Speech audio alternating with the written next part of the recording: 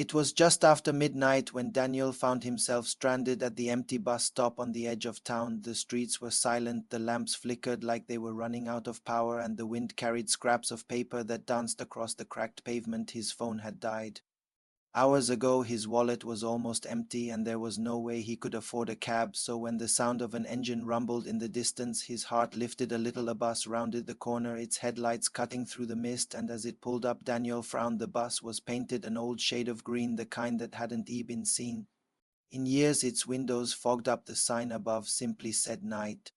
Bus glowing in a sickly yellow color that buzzed weakly. He hesitated, but the doors opened with a hiss, and the driver, hidden beneath a wide-brimmed cap, said nothing. Daniel stepped inside. The smell hit him immediately, a mix of damper thrust and something sour like spoiled milk. He almost gagged, but forced himself to stay calm. The bus was almost full, yet everyone inside sat perfectly still. No one spoke, no one even looked up. Their skin pale, stretched thin, their clothes old-fashioned. One man wore a hat from the 1950s. A woman clutched a handbag that looked older than his parents'. A teenager sat wide-eyed but without a phone or earbuds.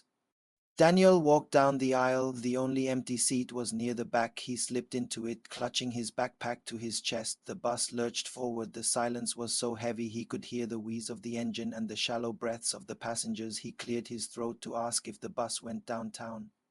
But the instant he made a sound, every head turned, their faces swung toward him in perfect unison, dozens of pale, unblinking eyes staring directly into his. His heart slammed against his chest. He forced out a nervous laugh and whispered, "Never mind." Slowly their heads turned back forward. The silence returned. Daniel sat frozen, sweat rolling down his neck. He told himself, just relax, it is only a bus ride, but the fog outside grew too thick to see through. Shapes darted past like shadows following the bus. The lamps grew fewer until the world outside was nothing but blackness. The wheels no longer sounded like asphalt but stone, rough, ancient. His panic built. He looked at the driver, but the brim of the cap and dim light hid the face. Was it even a man at all? When he shifted, the man across the aisle turned and smiled, revealing too many teeth, too sharp, too long. The smile stretched wider until it looked ready to split his skin.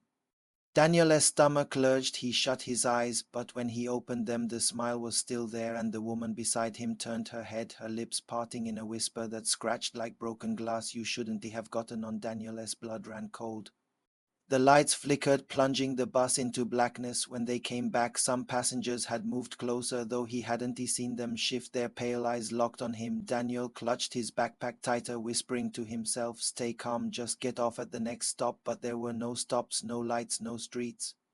Only endless black. The smell of rotten iron thickened. Time stretched, minutes or hours, he couldn't tell. Finally the fog cleared outside. What he saw froze his breath. Rows of shadowy figures standing in black fields, twitching, staring directly at the bus, their blurred faces fixed on him. He touched the glass and one snapped its head up, rushing forward, pressing its grey face against the window, hollow eyes, mouth stretching wider and wider until it smeared across the glass. Daniel ripped his hand back, trembling. The engine roared louder, the floor vibrated, the passengers began to hum low, then louder, into a chant in a language that shook his bones.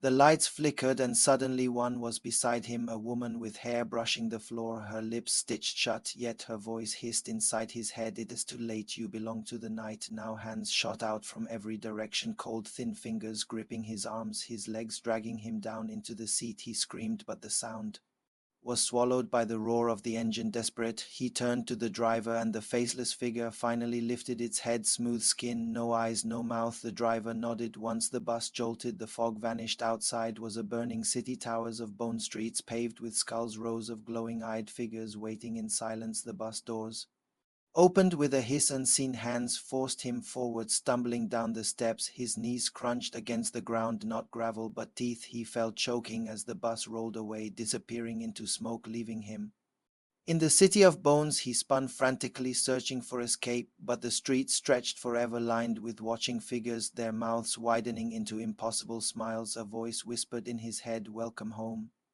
Daniel screamed until his throat tore, but the fiery sky devoured the sound. The figures closed in glowing eyes, teeth clicking in unison, and in his final moment he understood the truth. The night bus never takes passengers where they want to go, it only takes them where they are meant to be, and Daniel had taken his last ride forever.